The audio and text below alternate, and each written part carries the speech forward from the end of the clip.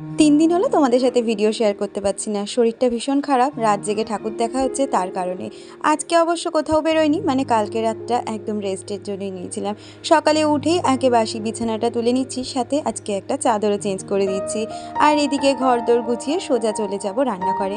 সকালবেলা আজকে যেহেতু ঘোরার কোনো ব্যাপারই ছিল না, তাই রান্নারও একটু তোড়জোড় ছিল। আর সোমবার মানেই তো সম্পূর্ণটা নিরামিষ, সেই কারণে কিন্তু এদিকে বাজারও চলে এসেছে অনেক রকম। ধনেপাতা, তার সাথে এসেছে ফুলকপি, সাথে ক্যাপসিকাম, টমেটো, গাজর, বিট, আলু।